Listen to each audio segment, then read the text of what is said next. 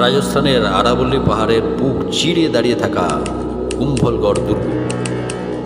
ইতিহাস বলে এটি মহারানা কুম্ভার অমর সৃষ্টি, কিন্তু কিছু কিংবদন্তি বলে দুর্গের গোপন সুড়ঙ্গ পথের কোথাও রয়েছে এক হারিয়ে যাওয়া গুপ্তধন। বোধিসত্ত্ব, পিয়াল ও চঞ্চু রাজস্থানে এসেছে এক আমন্ত্রণে। উদ্দেশ্য ছিল ইতিহাস আর ভ্রমণের মিশেলে কিছু সময় কাটানো, কিন্তু ঘটনাচক্রে এক রহস্যজনক দুর্ঘটনার সাক্ষী হয়ে যায় তারা। একজন ইতিহাসবিদ, যিনি কুম্ভলগড়ের গুপ্তধন নিয়ে গবেষণা করছিলেন, হঠাৎ করে নিখোঁজ হয়ে যান। তার কক্ষ থেকে পাওয়া যায় একটি পুরনো মানচিত্রের ছেঁড়া অংশ, যেখানে কিছু সাংকেতিক চিহ্ন আঁকা। এই নিখোঁজ রহস্যের গভীরে যেতে গিয়েই বোধিসত্ত্ব বুঝতে পারে কুম্ভলগড় দুর্গ কেবল ইতিহাসের সাক্ষী নয়, বরং তার দেয়ালের ফাঁকে ফাঁকে লুকিয়ে আছে এক বিস্ময়কর সত্য। কে সেই অদৃশ্য প্রতিপক্ষ যে চাইছে রহস্য চিরতরে ঢাকা থাকুক?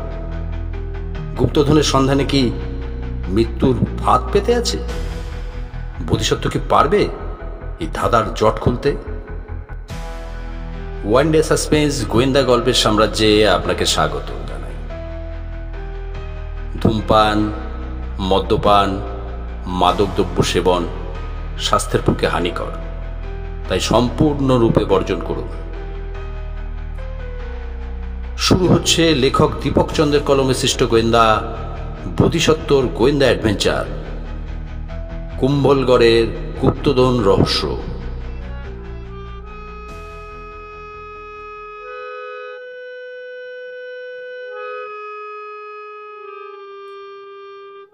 রাজস্থানের কুম্ভল দুর্গের নাম আমরা আগে থেকেই জানতাম, ইতিহাস বইতে পড়েছি।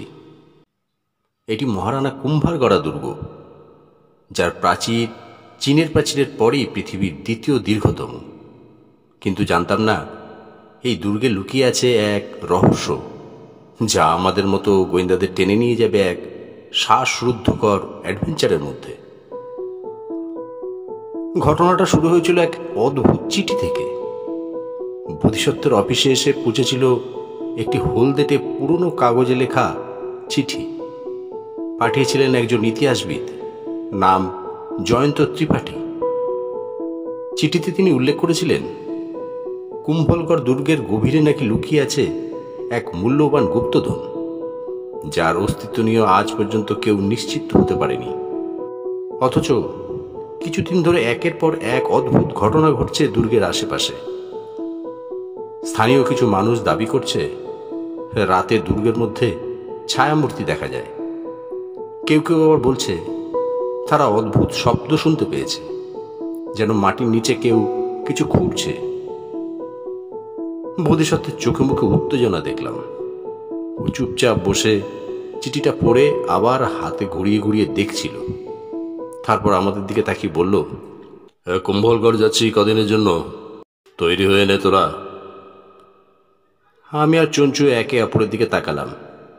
নতুন অ্যাডভেঞ্চার, রহস্যের হাতছানি এড়ানো যায় নাকি? রাজস্থানে পৌঁছে প্রথমেই আমরা গেলাম জয়ন্ত ত্রিপাঠীর সঙ্গে দেখা করতে। উনি উমেদ ভবনে আমাদের জন্য ব্যবস্থা করেছিলেন। বেশ বয়স্ক লোক, কিন্তু চোখে মুখে বুদ্ধির ঝলক।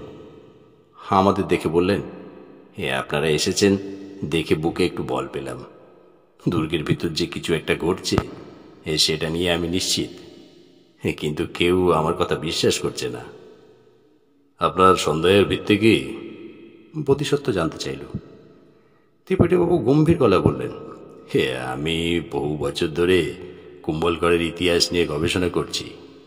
পুরনো দলিল দস্তাবেজ ঘাটতে গিয়ে কিছু গোপন নথি পেয়েছি, যেখানে গুপ্তধনের কথা উল্লেখ রয়েছে।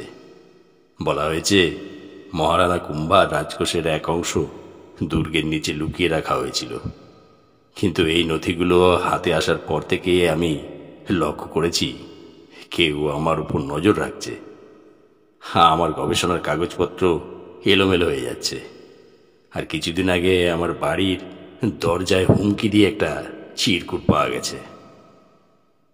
তিনি একটা কাগজ বের করে দেখালেন। তাতে লেখা ছিল, খোঁজা বন্ধ করুন, না হলে ইতিহাসের পাতায় নাম উঠবে না। আমি আর চঞ্চু একে অপরের দিকে তাকালাম। বোধিসত্ত্ব চিরকুটটা হাতে নিল, তারপর বলল, আপনাকে কেউ ভয় দেখাচ্ছে, তার মানে আপনি সত্যের খুব কাছাকাছি পৌঁছে গেছেন। ত্রিপাঠকবাবু মাথা নাড়লেন। এ আরেকটা জিনিস হয়েছে, দুর্গের এক কর্মচারী মহেশ দুদিন আগে হঠাৎ উধাও হয়ে গেছে। পুলিশ কিছু করেনি। এই কিছু করার আগেই ওর পরিবার জানিয়ে দিয়েছে মহেশ গ্রাম ছেড়ে চলে গেছে। কিন্তু আমি জানি ব্যাপারটা এত সহজ নয়। বোধিসত্ত্ব একটু চিন্তায় পড়ে গেল। আমাদের দুর্গটা ঘুরে দেখতে হবে। ত্রিপাঠীবাবু একটু আশঙ্কার চোখে বললেন, রাতে দুর্গের ভিতরে যাওয়া বারণ। বোধিসত্ত্ব হেসে বলল, সেটাই তো আসল মজা।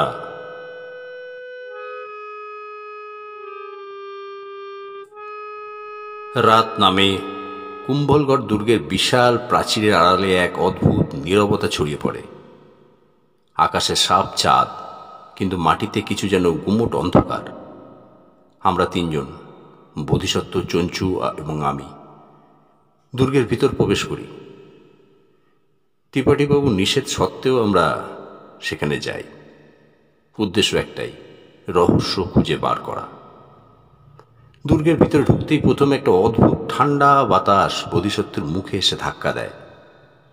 ত্রিপাঠীবাবু বলেছিলেন রাতের বেলা দুর্গে যাওয়া বারণ, কিন্তু বোধিসত্ত্বের কথা একেবারেই আলাদা।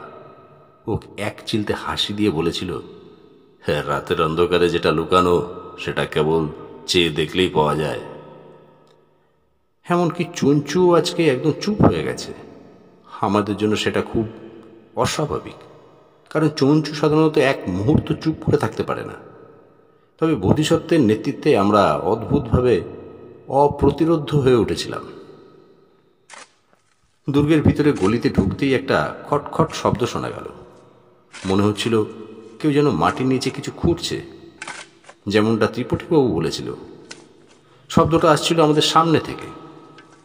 একটু এগিয়ে গিয়ে আমরা দেখতে পেলাম একটা পুরনো দরজা, যার কিছু অংশ পড়ে গেছে। দরজার গায়ে কিছু আজগুবি অক্ষর খোদাই করা, যেন কেউ কিছু লিখে রেখে গেছে। বোধিসত্ত্ব চুপচাপ এগিয়ে গিয়ে দরজার পাশে হাত রাখল। এক মুহূর্তের জন্য চারপাশে এক অদ্ভুত নিস্তব্ধতা। তারপর এক গম্ভীর গলা বলল, এই দরজা আমাদের সেখানে নিয়ে যাবে যেখানে গুপ্তধন লুকানো আছে। আমরা দরজাটা ঠেলেই খুলে ফেললাম। খোলার পর ভিতরে ঘরটা অন্ধকারে ডুবেছিল। তবে একটি একেবারে ফিকে আলোর শিখা দেখতে পেলাম, যা কোনো এক পুরনো মোমবাতির জ্বলন্ত অংশ হতে পারে। আমরা তিনজন পা রেখেছিলাম সেই ঘরে। একে একে ভিতরে ঢুকে পড়লাম। বোধিসত্ত্ব কিছুক্ষণ পায়ের আওয়াজ শুনল, তারপর ধীরে ধীরে বলল, এখানে কিছু একটা আছেই। হঠাৎ হঠাৎ একটা শব্দ শোনা গেল, যেন মাটির নিচ থেকে কিছু উঠে আসছে। চঞ্চু ভয়ে একটু পিছিয়ে গেল, কিন্তু বোধিসত্ত্ব স্থির থাকলো। চুপ করো, কিছু হচ্ছে। আমরা একত্রে দাঁড়িয়ে রইলাম। চোখের সামনে কিছু অদ্ভুত ছায়া বৃষ্টি হয়ে পড়ল। আমরা বুঝতে পারলাম এই ছায়াগুলি মানবদেহের মতো, তবে তারা একেবারে অসম্পূর্ণ, কিছু অদৃশ্য শক্তির সৃষ্টি। আর একটু কাছে গিয়ে দেখলাম ছায়াগুলো আসলে কিছু সরল রেখা। এতেই আচমকা এক অদ্ভুত শব্দ আমাদের চমকে দিল। একটি হালকা ঝাঁকুনি, যেন মাটির নিচ থেকে কিছু উঠছে। আর তখনই আমরা লক্ষ্য করলাম ঘরটার মাঝখানে মাটির এক অংশ ধীরে ধীরে উঠে আসছে। বোধিসত্ত্ব দ্রুত পা বাড়িয়ে সেই অংশে হাত দিয়ে কিছু খুলতে লাগলো। এ সময় একজন লোকের দৃষ্টিতে এক অদ্ভুত চমক ছিল। সেই লোকটি দেখতে বেশ সাদা পোশাক পরা এবং একেবারে অন্ধকার থেকে বেরিয়ে এসেছে। ওটা কি? আমি জিজ্ঞাসা করলাম। বোধিসত্ত্ব চোখের কোণ থেকে তাকিয়ে বলল, এটা গুপ্তধনের পথের শেষ চিহ্ন, কিন্তু মনে হচ্ছে কেউ আমাদের অনুসরণ করছে। এখন প্রশ্ন হলো, এই লোকটি কি সত্যি গুপ্তধনের সন্ধানে ছিল, নাকি আমাদের দিকে আসা সেই অদ্ভুত ছায়াগুলি কোনো অন্য রহস্যের ইঙ্গিত? কুম্ভলগড় দুর্গের রাতের পরিবেশটা যেন এক অদ্ভুত রহস্যময়তায় ভরা। চারপাশ নিস্তব্ধ, শুধু মাঝে মাঝে হালকা বাতাস, শুকনো পাতার খসখস শব্দ শোনা যায়। আমরা তিনজন, বোধিসত্ত্ব, চঞ্চু আর আমি, একসঙ্গে দাঁড়িয়ে। এই দরজার পিছনে হয়তো কিছু আছে, ফিস ফিস করে বলল বোধিসত্ত্ব। দরজার উপর খোদাই করা অক্ষরগুলোকে সে গভীর মনোযোগ দিয়ে দেখছিল। চঞ্চু একটু নার্ভাস হয়ে বলল, এই সময় এখানে থাকা কি ঠিক হচ্ছে? যদি কেউ ধরে ফেলে? বোধিসত্ত্ব শান্ত গলায় বলল, যারা সত্যি কিছু খুঁজছে তাদের ভয় পাওয়া উচিত না। তাছাড়া আমাদের যদি কেউ দেখেই ফেলতো এতক্ষণে এসে পড়তো। আমি ধীরে ধীরে দরজার হাতলটা ধরলাম। একটা অদ্ভুত ঠান্ডা অনুভূতি আমার হাত বেয়ে শরীরে ছড়িয়ে পড়ল। দরজাটা খুলতেই একটা সরু গলি দেখা গেল, যেটা দুর্গের আরো গভীরে চলে গেছে। জায়গাটা খুব অন্ধকার, তাই টর্চ জ্বালিয়ে এগোতে লাগলাম। গলিটা বেশ সংকীর্ণ, একসঙ্গে দুজন পাশাপাশি হাঁটতে পারছি না। বোধিসত্ত্ব আমাদের সামনে, আমি তার ঠিক পিছনে, আর চঞ্চু একেবারে শেষে।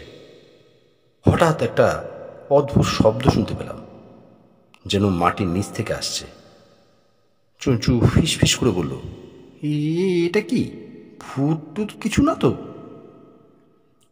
বোধিসত্ত্ব একটু হাসলো, ভূত নয়, এটা হচ্ছে বাতাসের খেলা। তবে সাবধানে থাকিস, এখানে পা রাখার সময় খুব সচেতন থাকতে হবে। আমরা ধীরে ধীরে এগিয়ে চললাম। হঠাৎ পায়ের নিচে মাটি একটু নরম মনে হলো। আমি থমকে গেলাম। বোধিসত্ত্ব, মাটিটা একটু আলগা লাগছে, আমি বললাম। বোধিসত্ত্ব নিচু হয়ে মাটিটা হাত দিয়ে পরীক্ষা করল, তারপর ধীর কণ্ঠে বলল, এটা কোনো সাধারণ মাটি নয়, সম্ভবত এখানে কিছু চাপা দেওয়া আছে। চঞ্চু একটু কৌতূহলী হয়ে বলল, হ্যাঁ, তাহলে তো খুঁড়ে দেখাই যায়। আমরা দ্রুত কিছু পাথরের টুকরো সরিয়ে মাটি খোঁড়া শুরু করলাম।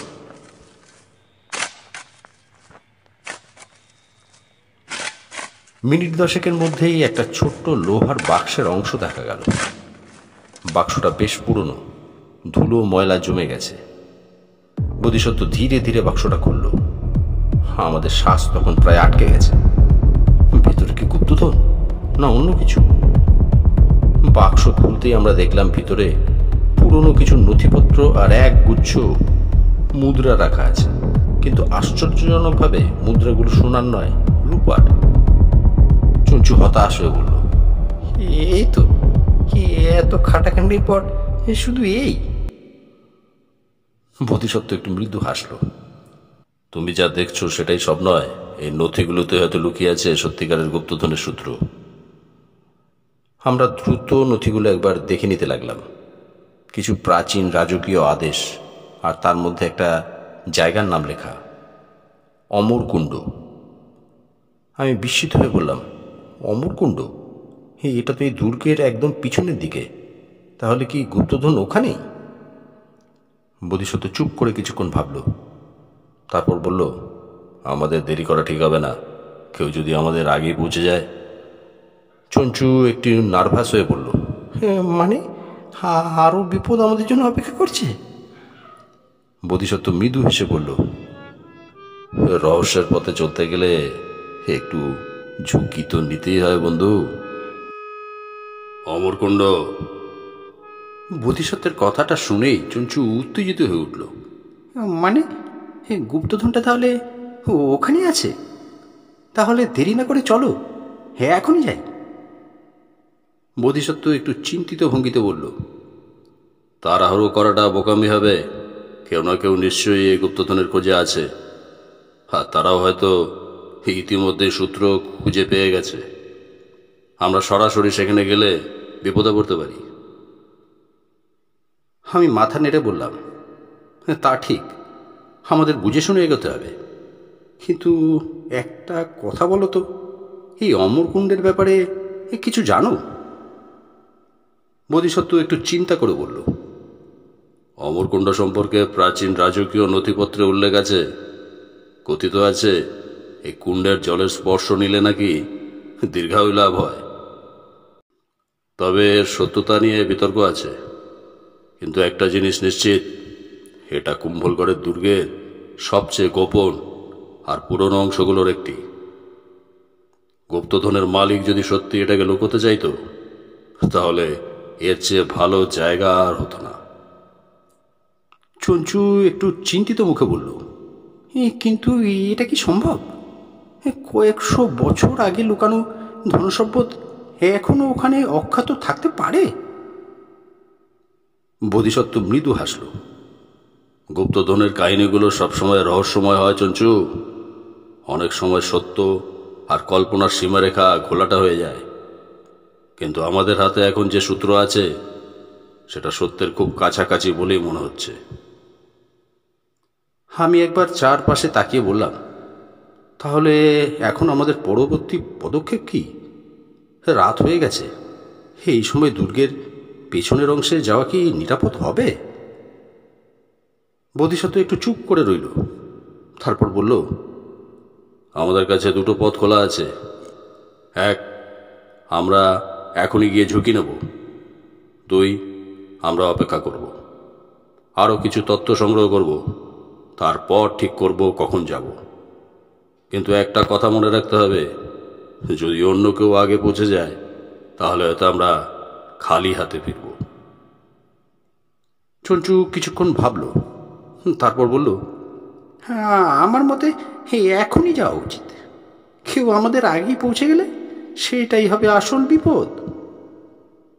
আমি একটু চিন্তিত হয়ে বললাম, তা ঠিক, কিন্তু যদি ওখানে কোনো ফাঁদ থাকে, নাকি কেউ আমাদের দেখছে, আমাদের আগে একটা ভালো পরিকল্পনা করা দরকার। বোধিসত্ত্ব কিছুক্ষণ ভেবে বলল, ঠিক আছে, আমরা ওখানে যাব, তবে খুব সাবধানে। চঞ্চু, টর্চটা একটু মৃদু করে ধর, অতিরিক্ত আলো যেন না পড়ে, তাতে কেউ আমাদের উপস্থিতি টের পেতে পারে। পিয়াল, তুই আমার পাশে থাক আর আমাদের চারপাশ খেয়াল রাখবি। আমরা তিনজন নিঃশব্দে এগোতে লাগলাম। দুর্গের ভিতরে সরু পথ ধরে আমরা ধীরে ধীরে পিছনের দিকে চললাম। চাঁদের আলোতে চারপাশের পুরনো দেওয়াল আর পাথরের পথগুলো আরো ভৌতিক লাগছিল। বাতাসে হালকা শীতলতা ছিল, আর গা ছমছমে একটা অনুভূতি তৈরি হচ্ছিল। 5 মিনিট হাঁটার পর আমরা এক পুরনো ধ্বংসস্তূপের সামনে এসে দাঁড়ালাম। এখানেই ঠিক সামনের দিকেই অমরকুণ্ড থাকার কথা, কিন্তু সামনে পৌঁছে আমাদের চোখ বিস্ময়ে বড় হয়ে গেল। কেউ আমাদের আগেই এখানে এসেছে। মাটিতে বেশ কয়েকটি পায়ের ছাপ দেখা যাচ্ছিল। কেউ একজন আমাদের আগে এই পথে এসেছে এবং সম্ভবত এখনো কাছাকাছি আছে।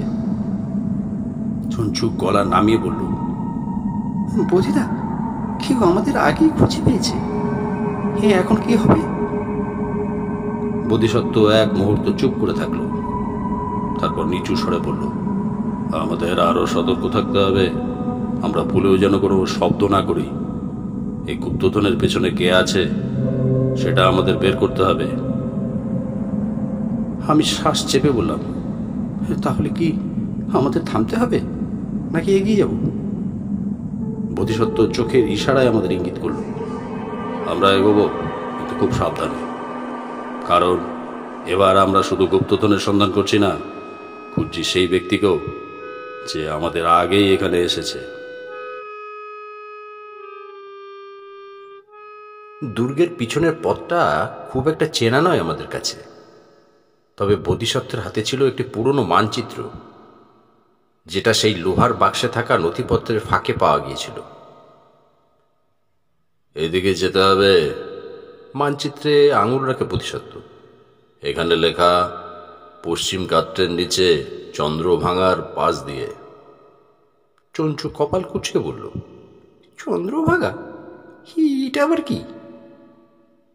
আমি বললাম, পুরনো গাথায় শুনেছি এখানে এক পাথর আছে যেটা দেখতে অনেকটা চাঁদের মতো, ভাঙা চাঁদ। আমরা হাঁটতে হাঁটতে দুর্গের সেই পশ্চিম প্রান্তে পৌঁছলাম। যেখানে একটা পুরনো ভাঙা সিঁড়ি নিচে নেমে গেছে। বাতাসটা হঠাৎ ঠান্ডা লাগছিল। বোধিসত্ত্ব বলল, সাবধানে নামো, পাথরগুলো ভাঙা আর ফসিল হয়ে গেছে। হঠাৎ চঞ্চু বলল, কে যেন ওখানে ছিল, ওই গাছটার আড়ালে কিছু নড়ল। আমিও বোধিসত্ত্ব তৎক্ষণাৎ পিছনে তাকালাম। কেউ ছিল না। বোধিসত্ত্ব নিচু গলায় বলল, কেউ আমাদের অনুসরণ করছে সেটা নিশ্চিত, কিন্তু ওকে এখনই ধরার দরকার নেই। আগে লক্ষ্য অমরকুণ্ড। আমরা নিচে নামার পর একটা বিশাল পাথরের গেট পেলাম। পাথরে খোদাই করা এক শিব মূর্তি, আর তার নিচে লেখা, জলই চাবি কিন্তু মৃত্যু তার দ্বার রক্ষক। চঞ্চু ফিসফিস করে বলল, এটা আবার কেমন ধাঁধা? বোধিসত্ত্ব বলল, আমার মনে হয় এই গেট জল স্পর্শ করলেই খুলবে, কিন্তু তার আগে কিছু বিপদ আমাদের জন্য অপেক্ষা করছে। আমি আশেপাশে খুঁজে পেলাম একটা পুরনো মাটির পাত্র। তাতে জল ছিল না, কিন্তু কিছু দূরে একটা সরু নালা দিয়ে জল গড়াচ্ছিল। বোধিসত্ত্ব সেই নালা থেকে একটু জল তুলে এনে পাথরের গেটে ছুঁয়ে দিতেই গেটটা একটা গম্ভীর শব্দে একটু খুলে গেল। আর ঠিক তখনই ঝপাত, আমাদের ঠিক মাথার উপর থেকে একটা দড়ি ঝুলে পড়ল, আর গেটের পাশ থেকে বেরিয়ে এলো একটা মুখ ঢাকা লোক। চঞ্চু চিৎকার করে উঠল, ওটাই আমাদের ফলো করছিল। লোকটা কিছু বলতে যাচ্ছিল, কিন্তু বোধিসত্ত্ব একটা মোচড় দিয়ে তার হাত থেকে কিছু কেড়ে নিল, একটা ছোট ধাতব প্লেট। আমি অবাক হয়ে বললাম, এটা তো সেই একই চিহ্ন যেটা আমরা আগের বাক্সে দেখেছিলাম। বোধিসত্ত্ব কঠিন গলা বলল, এটা সাধারণ গুপ্তধনের খোঁজ না, এক বড় ষড়যন্ত্র। অমরকুণ্ডের গোপন পথে ঢোকার পর থেকে আমাদের মধ্যে একটা চাপা উত্তেজনা কাজ করছিল, ঠিক যেন কোনো গুহার ভিতর ঢুকে পড়েছি। চারপাশে দেয়ালে ছাপড়ার মতো শিলালিপি, কোথাও কোথাও প্রাচীন মূর্তি, যেগুলোর মুখে আজও একটা অপার্থিব ভঙ্গি। হঠাৎই চঞ্চু ফিসফিস করে বলল, হ্যাঁ, আরে বোধিদা, একটা কাকতালীয় কথা মনে পড়ল। একবার একটা সিনেমায় দেখেছিলাম, গুপ্তধনের কাছে যাওয়ার আগে পাজল থাকে, ঠিক যেমন। সে কথা শেষ করতেও পারল না। হঠাৎ একটা জায়গায় পা দিয়ে হড়কে পড়ল চঞ্চু। ধূপ করে একটা শব্দ। আমরা চমকে তাকালাম। চঞ্চু এক ফাঁপা পাথরের উপর পা দিয়েছিল, আর তার চাপেই পুরো পাথরটা নিচে ধসে গেল। সঙ্গে সঙ্গে চারপাশে একটা শব্দ, ঘং ঘং করে। প্রতিধ্বনি তুলতে তুলতে দূরের এক দেয়াল নিজে থেকেই পিছিয়ে যেতে লাগলো। আমি চমকে বললাম, এইটা তো যেন একটা দরজা খুলে গেল। বোধিসত্ত্ব মুচকি হেসে বলল, তোর সিনেমা ভাবনা বন্ধ ছিল না চঞ্চু, ভুল করে হলো একটা দরজা খুলে ফেললেই। চঞ্চু গালে হাত দিয়ে কপট গম্ভীর মুখে বলল, হ্যাঁ, আমি তো সবসময় সাহায্য করতে চাই। আমরা হাসলাম, কিন্তু ভিতরে ভিতরে সাবধানতা আরো বেড়ে গেল। আমরা ধীরে ধীরে সামনে এগোতে লাগলাম। এই নতুন ঘরটা বাকি জায়গাগুলোর চেয়ে আরো বড়, আর ভিতরে বাতাসে একটা ধাতব গন্ধ। হঠাৎই বোধিসত্ত্ব থেমে গেল। এক কোণে একটা ছোট্ট বেদির উপর রাখা একটা মূর্তি, দেখতে খুব সাধারণ, কিন্তু চোখ দুটোতে অদ্ভুত চকচকে পাথর বসানো। আমি ফিসফিস করে বললাম, ওই পাথরগুলো কি সেটা সোনার বা হীরের? বোধিসত্ত্ব মনোযোগ দিয়ে দেখে বলল, না, হেরে নয়, তবে এই দুটো পাথর চোখ হিসেবে বসানো হয়েছে, মানে এর মধ্যে কিছু একটা লুকিয়ে রাখার ইঙ্গিত থাকতে পারে। চঞ্চু কৌতূহলী হয়ে বলল, তাহলে কি এটা আসল গুপ্তধন? বোধিসত্ত্ব মাথা নাড়ল, না চঞ্চু, এটা শুধুই ক্লু, কিন্তু এই পাথরের চোখ দুটো হয়তো পথ লুকিয়ে আছে। আমাদের দেখতে হবে আলো কোন দিকে রিফ্লেক্ট করছে, আমরা টর্চের আলো ঘোরাতে শুরু করলাম। কিছুক্ষণ পর এক কোণ থেকে প্রতিফলিত আলোয় একটা ছোট আকারের চিহ্ন ধরা পড়ল, একটা ত্রিভুজ, যার মাঝখানে আবার একটা বৃত্ত। চঞ্চু অবাক হয়ে বলল, এটা তো, হ্যাঁ আবার কি? বোধিসত্ত্ব বলল, এই চিহ্নটা প্রাচীন রাজ পরিবারের বিশেষ প্রতীক। এর মানে আমাদের পথ সঠিক। সামনে একটা বড় সূত্র অপেক্ষা করছে। চঞ্চু মাথা চুলকে বলল, এইরকম সূত্র আরও থাকলে এবার আমি নিজেই ভুল করে ফেলব। আমি হেসে বললাম, তুই ভুল করি তো এখন এত দূরে এগিয়েছি আমরা। চঞ্চু গম্ভীর মুখে বলল, তাহলে আজ থেকে আমার নাম ডিটেকটিভ চঞ্চু, কেমন? বোধিসত্ত্ব মুচকি হেসে বলল, ঠিক আছে, তবে পরের ভুলটা ভেবে চিন্তা করিস, না হলে এবার কিন্তু ফাঁদে পড়ব। দুর্গের অন্দরের গলিটা যেন শেষই হচ্ছে না। টর্চের আলোয় মাঝে মাঝে মনে হচ্ছিল দেয়ালের ছায়াগুলো যেন হালকা নড়ছে। চঞ্চুর মুখটা একদম ফ্যাকাশে। এই গলির শেষে কিছু একটা আছে, বোধিদা ধীরে ধীরে বললেন, আর বেশি দূর না। হঠাৎ একটা বেগুনি আলোর ঝলক দেখা গেল সামনের দেয়ালে। আমি চমকে উঠলাম। চঞ্চু চেঁচিয়ে উঠল, ও মা গো, ভূত নাকি? শান্ত হও। বোধিদার সামনে এগিয়ে গেলেন। আলোটা আসলে একটা ছোট বৃত্তাকার আয়নার মতো যন্ত্র থেকে আসছিল, প্রাচীন কোনো প্রতিফলন চালিত যন্ত্র। আমরা এগিয়ে গিয়ে দেখলাম যন্ত্রটার গায়ে একটা লিপি খোদাই করা। সঠিক প্রতিফলনই পথ দেখাবে, মিথ্যে প্রতিবিম্ব ডেকে আনবে মৃত্যু। চঞ্চু ফিসফিস করে বলল, মানে এইসব ধাঁধা কি বোঝা যায় বোধিদা? বোধিদা আয়নার সামনে দাঁড়িয়ে একবার নিজের প্রতিবিম্ব দেখলেন, তারপর বললেন, এটা আসলে এক ধরনের নিরাপত্তা ব্যবস্থা। যদি কেউ নিজের মনের ভিতরে সত্যটা না মেনে দাঁড়ায়, যদি প্রতারকের মতো চিন্তা করে, তাহলে যন্ত্র ভুল চিনে ফাঁদ সক্রিয় করবে। আমি বিস্মিত হয়ে বললাম, তাহলে আমাদের কি নিজের মনের গভীর উদ্দেশ্য মনে মনে ভাবতে হবে? বোধিদা মাথা নেড়ে বললেন, ঠিক তাই, নিজের সত্যি উদ্দেশ্য বুঝিয়ে দিলেই পথ খুলবে। আমরা একে একে দাঁড়ালাম। ধীরে ধীরে পাশের দেয়ালের ভিতর থেকে একটা গোপন দরজা খুলে গেল। চঞ্চু হাঁ করে বলল, এটা তো সিনেমার মতো, ভাবতেই পারিনি। এখন আরো সাবধান হতে হবে, বোধিদা বললেন, কারণ দেখো মাটিতে নতুন পায়ের ছাপ। আমরা নিচে তাকিয়ে দেখলাম ভারী বুটের চাপ, একেবারে টাটকা। বোধিদা সেটা আঙুল দিয়ে দেখিয়ে বললেন, আমরা একা নই, কেউ হয়তো আমাদের আগে এগিয়ে গেছে কিংবা আমাদের পিছু নিয়েছে। চঞ্চু ফিসফিস করে বলল, তবে কি গুপ্তধনের লড়াইটা এবার সত্যি বিপজ্জনক হতে চলেছে? বোধিদা একটু হেসে বললেন, মজাটা তো এখনই শুরু হলো। কুম্ভলগড় দুর্গের দক্ষিণ প্রান্তে অমরকুণ্ড নামক জায়গাটি যেন এক রহস্যের খনি। সূর্য তখন পশ্চিমে ঢলে পড়েছে, তার লালচে আলো কুণ্ডের জলে প্রতিফলিত হচ্ছে। এক অদ্ভুত নিস্তব্ধতা চারপাশে ছড়িয়ে রয়েছে। আমরা তিনজন, আমি, বোধিদা আর চঞ্চু, এবার অমরকুণ্ডের দিকে এগিয়ে চলেছি। চঞ্চু একটু চিন্তিত মুখে বলল, বোধিদা, আমাদেরকে অনুসরণ করছে না তো?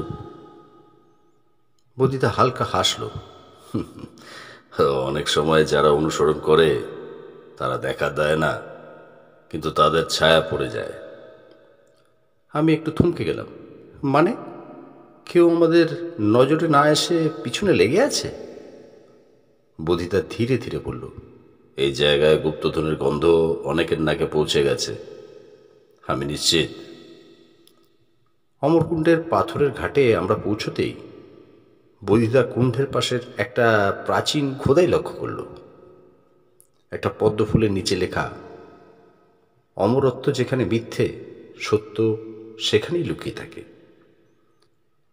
চঞ্চু একটু কপাল কুঁচকে বলল, এইটা আবার কি বলতে চাচ্ছে? বুধিদা বলল, এখানে অমরত্ব শব্দটা কুণ্ডের নামের দিকে ইঙ্গিত করছে, আর সত্য সেটাই আমাদের আসল টার্গেট। আমরা চারপাশ খুঁটিয়ে দেখছিলাম। হঠাৎ বদিদা আঙুল তুলে দেখালো এক পাথরের মেঝেতে অদ্ভুত কিছু দাগ, পদচিহ্নের মতো, কিন্তু একদম পরিষ্কার, যেন খুব সম্প্রতি তৈরি। চঞ্চু, পেয়াল, এই দাগগুলো কোথা থেকে এসেছে দেখতো, বলল বদিদা। আমি নিচু হয়ে দাগগুলো পরীক্ষা করতে লাগলাম। মাটি সামান্য ভেজা, কিন্তু আশেপাশে কোথাও জল নেই। চঞ্চু কৌতূহলী গলায় বলল, হ্যাঁ তাহলে পা ভিজে গেল কোথায়? বদিদা বলল, দক্ষিণের দিকে গাছগুলোর পিছনে একটা ছোট্ট পাথরের গুহা আছে, ওখান থেকে বের হয়েছে এগুলো। চলো ওদিকে যাই। গাছের ফাঁক গলে একটা সংকীর্ণ গুহা দেখতে পেলাম। সেই গুহার মুখে ছিল এক ঝাঁক বুনো বাদুড়। অন্ধকারের ভিতরে আমাদের টর্চের আলো পড়তেই একটা ছায়া দৌড়ে ভিতরে মিলিয়ে গেল। চঞ্চু ভয়ে বলল, ওইটা কি মানুষ? বদিদা শান্ত স্বরে বলল, মানুষই, কিন্তু আমাদের আগে পৌঁছে গেছে কেউ, সেটাও স্পষ্ট। আমরা ধীরে ধীরে গুহার ভিতর ঢুকলাম। বাতাস ঠান্ডা, ছাদ থেকে মাঝে মাঝে জল পড়ছে। একটা দেয়ালে স্পষ্টভাবে খোদাই করা আছে 3টা বৃত্ত, একটা বড়, তার পাশে 2টি ছোট। বড় বৃত্তটার মাঝখানে সূর্য চিহ্ন, ছোট দুটোয় চাঁদ আর তারা। বুদ্ধিদা গম্ভীর গলায় বলল, এই চিহ্ন 3টে মিলিয়ে একটা দিক নির্দেশ করছে। মনে হচ্ছে উত্তর পূর্ব কোণার মাটিতে নিচে কিছু লুকানো আছে। আমরা দ্রুত সে জায়গায় পৌঁছে মাটি খুঁড়তে শুরু করলাম। হঠাৎ একটা ধাতব শব্দ, যেন কিছুতে লাঙল পড়েছে। চঞ্চু উত্তেজিত হয়ে চেঁচিয়ে উঠল, এবার কি গুপ্তধন? বদিদা হাত তুলে থামিয়ে দিল, শান্ত হও, দেখে নি ঠিক কি আছে এখানে। মাটির নিচে যখন লাঙলের মতো কিছু ধাতব বস্তু ঠেকে উঠল, চঞ্চুর চোখ যেন চকচক করে উঠল উত্তেজনায়। কিন্তু বদিদা হঠাৎ হাত তুলে থামিয়ে দিল, কপালে তখন চিন্তার রেখা। চঞ্চু, পিয়ার, খুব সাবধানে মাটি সরাও, জোরে কিছু করো না। বদিদার গলা ছিল নিঃশব্দের মতো শান্ত, অথচ কঠিন। আমি সাবধানে হাতে ছোট স্ক্র্যাপার নিয়ে মাটি খুঁড়তে শুরু করলাম। কিছুটা সরাতেই একটা ছোট লোহার বাক্সের প্রান্ত বেরিয়ে এলো। পুরো মরিচে জমে গেছে, তবু বোঝা যাচ্ছে এটা অনেক পুরনো। চঞ্চু চিৎকার করে উঠল, এটাই তো গুপ্তধন। বদিদা মুচকি হাসল, গুপ্তধন কি এত সহজে মেলে চঞ্চু? আমরা 3জন মিলে বাক্সটা তুলে আনলাম। ওজন বেশ ভারী। বদিদা তার টর্চটা ঘুরিয়ে ঘুরিয়ে চারপাশে আলোর রেখা ফেলল। গুহার দেয়ালে তখন একটা নতুন দাগ চোখে, কাঁচি আর পালকের প্রতিকৃতি, ঠিক যেন রাজকীয় চিহ্নের মতো। এই চিহ্নটা আগে কোথাও দেখেছ? আমি জিজ্ঞাসা করলাম। বদিদা বলল, এটা মেয়ার রাজবংশের এক গোপন সম্প্রদায়ের প্রতীক, যারা রাজগোপনীয়তা রক্ষা করত, আবার প্রয়োজন হলে লুকিয়ে ফেলত ঐতিহাসিক নিদর্শন। চঞ্চু একটু খাবে গিয়ে বলল, মানে আমাদের পায়ের নিচে থাকা এই বাক্সটা সে ধাতব কৌটো নয়? বদিদা মাথা নাড়ল, হয়তো নয়, এর মধ্যে এমন কিছু আছে যা ইতিহাস বদলে দিতে পারে। আমরা ধীরে ধীরে বাক্সটা খুলতে শুরু করলাম। একটা হালকা কাঠের ঢাকনাটা খুলে খটাস শব্দে খুলে গেল। ভিতরে ছিল এক টুকরো পুরনো চামড়ার মানচিত্র, একটি শঙ্খ যার ভিতরে কিছু খোদাই, একটি ভাঁজ করা কাগজ, গাঢ় কালিতে লেখা একটি গদ্যাংশ। আমি কাগজটা খুলে পড়তে শুরু করলাম। যদি এই বাক্সের সন্ধান পেয়ে থাকো, জেনে রেখো তুমি ইতিহাসের এক অন্ধকার অধ্যায়ের মুখোমুখি হতে চলেছ। বিক্রম সিংহের রাত এখনো শেষ হয়নি। চঞ্চু বিস্মিত কণ্ঠে বলল, বিক্রম সিংহ? ও তো কুম্ভলগড়ের সেই বিখ্যাত সেনানায়ক যার মৃত্যু রহস্যজনকভাবে হয়েছিল। বদিদার চোখ তখন ধাঁধার মতো ঝলসে উঠেছে। সে বলল, এটা তাহলে কেবল গুপ্তধনের খোঁজ নয়, এটা এক রহস্যময় হত্যাকাণ্ডের গোপন সূত্র। গুহার ভিতরটা আরো অন্ধকার হয়ে এলো। বাইরে হয়তো সন্ধ্যা গাঢ় থেকে গাঢ়তর হচ্ছে। আমাদের চারপাশে তখন নিস্তব্ধ চাপা উত্তেজনা। আর সেই মুহূর্তে গুহার মুখে আবার একটা ছায়া নড়ল। এবার আর পালালো না, সে ধীরে ধীরে এগিয়ে এলো। চঞ্চু ফিস ফিস করে বলল, কে ওটা? বুদিদা কড়া গলায় বলল, অন্ধকারে থাকিস না, সামনে আয়। গুহার মাটির নিচে পাওয়া সেই ধাতব বাক্সটা খুলে ফেলতেই একটা ভারী ধাতব আওয়াজ হলো, যেন কোনো পুরনো ইতিহাস আমাদের দিকে তাকিয়ে আছে। চঞ্চু উৎসুক গলায় বলল, বদিদা, হে, এটা কি গুপ্তধনের বাক্স? বদিদা ধীরে ধীরে বাক্সের ঢাকনাটা তুলল। ভেতরে একটা কাপড়ে মোড়ানো পুটলি, আর তার পাশে ছিল একটা সিল করা কাগজের খাম। আমি উত্তেজনায় কাঁপতে কাঁপতে বললাম, খামটা আগে দেখো তো বদিদা। বদিদা সেটাকে হাতে নিয়ে চোখ বুলিয়ে বলল, এটা সম্ভবত প্রায় 150 বছরের পুরনো। লেখাটা দেখো, পুরনো রাজকীয় হস্তাক্ষর। তাতে লেখা আছে, শুধু সেই জানবে যে সত্যের পক্ষে। চঞ্চু বলল, মানে এটা কারো জন্য রেখে যাওয়া বার্তা? বদিদা চুপ করে খাম খুলল। একটা ছোট নথি বেরোলো। তাতে লেখা ছিল এক সাংকেতিক কবিতা। সূর্য অস্ত যায়, ছায়া পড়ে লাল, যেখানে ছায়া ছোঁয় ঠিক তার এক পাল। পাথরের পেট আর পাথরের মুখ, সেখানে জমে আছে এক শতাব্দীর সুখ। আমি মুখ কুঁচকে বললাম, এটা কোথায় ইঙ্গিত করছে? বদিদা চোখ বন্ধ করে কিছুক্ষণ চিন্তা করলো, তারপর হঠাৎ বলল, অমরকুণ্ডের ঠিক পশ্চিমে একটা পুরনো শিব মন্দির আছে। তার পিছনে ছায়া পড়ে এক প্রাচীন স্থাপত্যের। কবিতাটা সেটারই দিক নির্দেশ করছে। পাথরের পেট মানে গর্ভগৃহ, আর মুখ মানে প্রবেশপথ। চঞ্চু ধপ করে বসে পড়ে বলল, মানে আমাদের এখন সেখানে যেতে হবে? বদিদা বলল, হ্যাঁ, তবে সাবধানে। আমাদের আর কারো আগে পৌঁছানো উচিত, কারণ এই নথির অস্তিত্ব যদি ওরা জানে, তবে বিপদ আসন্ন। আমরা গুহা থেকে বেরিয়ে দ্রুত অমরকুণ্ড পেরিয়ে পশ্চিম দিকে শিব মন্দিরের পথে হাঁটতে লাগলাম। সন্ধ্যা নেমে গেছে। পাখিদের কিচিরমিচির বন্ধ, আর বাতাস যেন হালকা গুঞ্জন তুলছে। হঠাৎ এক ঝোপের ফাঁক দিয়ে কাউকে দৌড়ে চলে যেতে দেখলাম। আমি চেঁচিয়ে উঠলাম, ওই, কে ওখানে? কোনো উত্তর নেই। বদিদা শান্তভাবে বলল, আমরা একা নই, আমাদের উপর নজর রাখা হচ্ছে। আমরা যখন মন্দিরের কাছে পৌঁছলাম, তখন অন্ধকার প্রায় ঘনিয়ে এসেছে। বদিদা টর্চ জ্বালিয়ে পিছনের দিকে এগোতে বলল। মন্দিরের পিছনে সত্যি একটা পাথরের ধাপ দেখা গেল, যার একদিকে একটা গর্তের মতো মুখ। ভেতরে তাকাতেই বোঝা গেল এটা একটা গোপন কুঠুরি। চঞ্চু মুগ্ধ গলা বলল, এটা কেউ দেখতেও পাবে না। আমরা তিনজন ধীরে ধীরে সেই গোপন পথে ঢুকলাম। কুঠুরির ভিতরে কয়েকটা পাথরের স্তম্ভ, দেয়ালে কিছু খোদাই, আর মাঝখানে একটা উঁচু চৌকাঠ।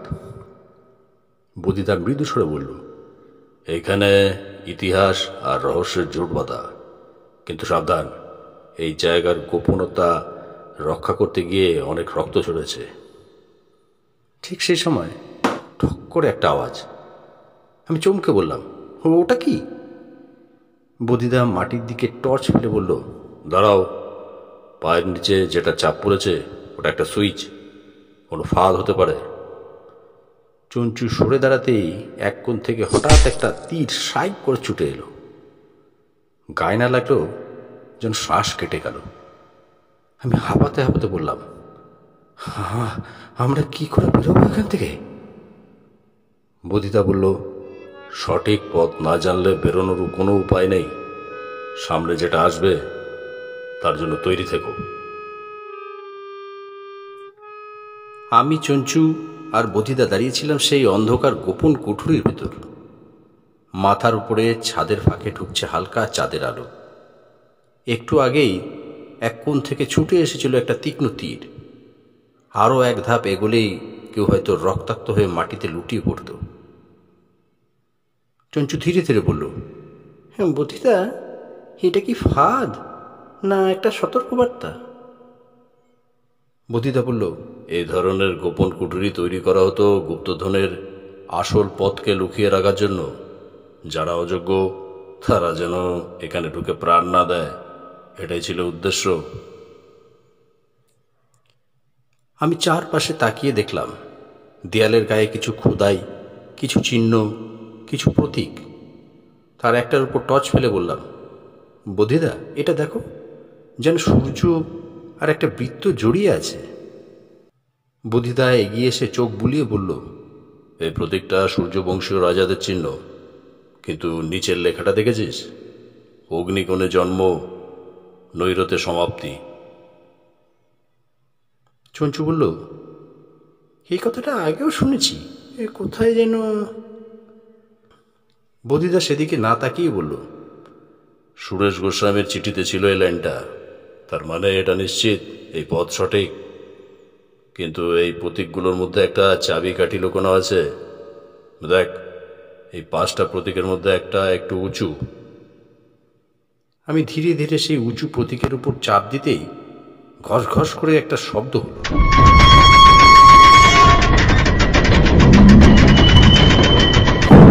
দেয়ালের একপাশে আস্তে আস্তে সরতে লাগলো একটা পাথরের দরজা।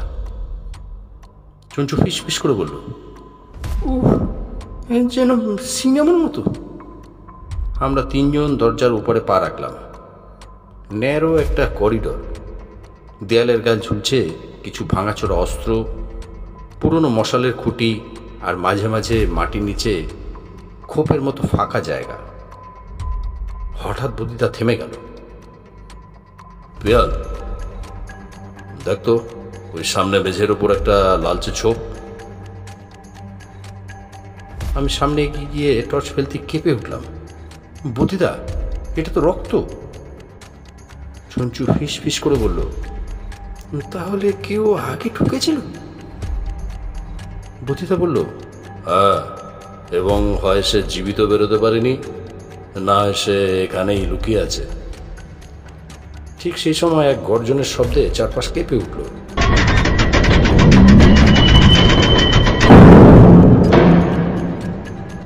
দরজাটা যেখান দিয়ে আমরা ঢুকেছিলাম সেটা বন্ধ হয়ে গেল পাথরের ছাদের মতো নেমে এসে। আমি কাপা গলায় বললাম, আমরা তো এখন ফেসে গেলাম। চঞ্চু গলা নামিয়ে বলল, এবার যদি গুপ্তধন না পাই তবে খবর আছে। বুদ্ধিতা তখন আশ্চর্য শান্ত গলায় বলল, পথ একটা আছে, কিন্তু এবার আমাদের সামনে আসবে সত্যিকারের পরীক্ষার সময়। এই করিডোরের শেষে যা আছে তা শুধু ধন সম্পদ নয়, আছে ইতিহাস আর আছে বিশ্বাসঘাতকের ছায়া। আমি আর চঞ্চু মুখ চাওয়াচাই করলাম। বদিদা টর্চ জ্বালিয়ে সামনে তাকিয়ে বলল, আমরা আর একটু এগোলে হয়তো বেরোবে আসল খেলা।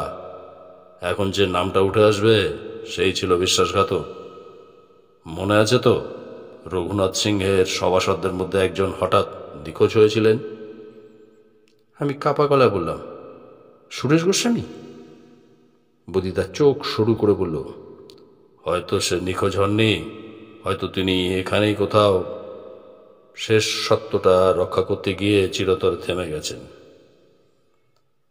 আমরা হাঁটতে লাগলাম অন্ধকার পথে, আর সেই সময় চারপাশে যেন ধীরে ধীরে গুঞ্জন তুলল, যেন ইতিহাস আমাদের দিকে তাকিয়ে আছে।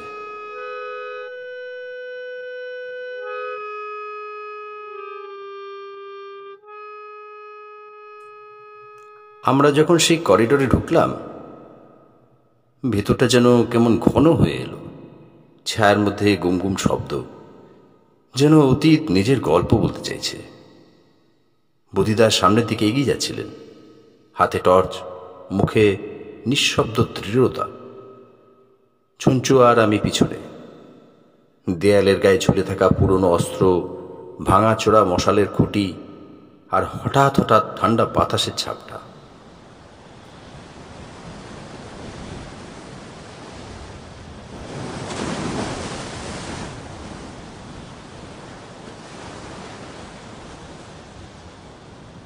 বদিদা, এটা তো সিনেমার মতো লাগছে। আসল পরীক্ষা বলেছিলে, সেটা কিরকম? বুদ্ধিদা থেমে গেলেন। আমাদের সামনে তখন একটা বিশাল পাথরের দরজা, তার ওপর খোদাই, এক হাতে সূর্যচিহ্ন ধরা রাজপুরুষ, নিচে উৎকীর্ণ লেখা,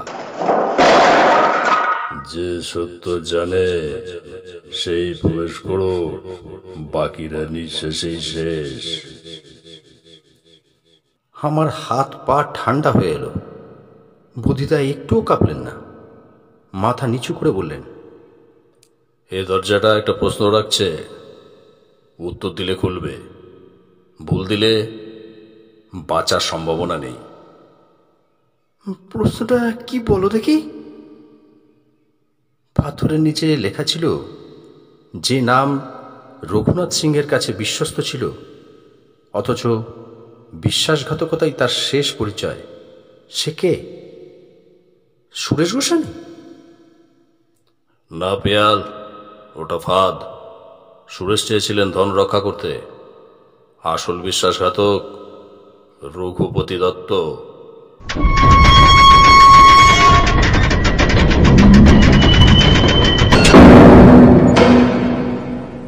পাথরের দরজা খুলে গেল, আর আমরা ঢুকলাম এক বিশাল চেম্বারে। চোখের সামনে সোনার মুদ্রা, অলংকার, অস্ত্রশস্ত্র, আর এক বিশাল মূর্তি, রঘুনাথ সিংহ, হাতে তলোয়ার, তার পায়ের কাছেই খোদাই লেখা, এই ধন কেবল তার যে হৃদয় দিয়ে সত্যকে চিনতে পারে। উফ, এ তো রাজাদের গুপ্তধনের থেকেও বেশি। এ তো ইতিহাস। আমি এগিয়ে গিয়ে একটা ছোট কাঠের বক্স খুললাম।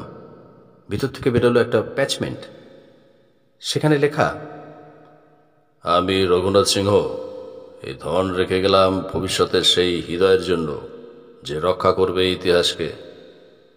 সুরেশ আমার বন্ধু ছিল, যার বলিদানী এই ধনকে বাঁচিয়েছিল। রঘুপতির বিশ্বাসঘাতকতা যেন কখনো আড়ালে না থাকে।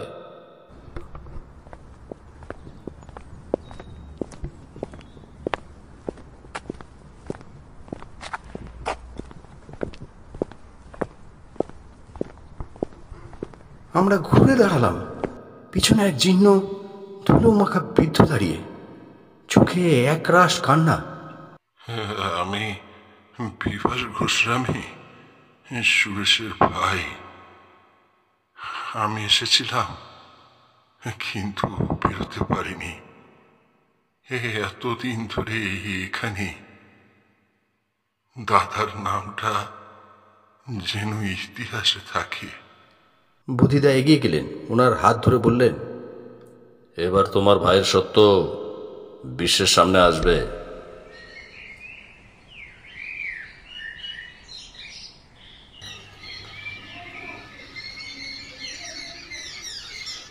আমরা বাইরে বেরোলাম। ভোরের আলোয় কুম্ভলগড় দুর্গের গা দিয়ে গড়িয়ে পড়েছে রোদের ঝিলি, আর ইতিহাস ফিরে আসছে নিজের আলোয়। বুদ্ধিদা, এরপর কোথায়? রহস্য আসে না চঞ্চু, ডাক দেয়।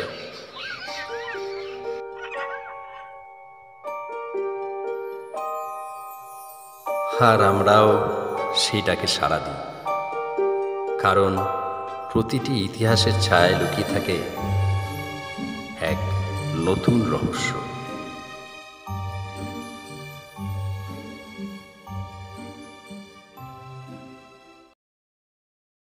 গল্পটা শুনে ভালো লাগলে নির্দ্বিধায় লাইক, কমেন্ট এবং শেয়ার করুন।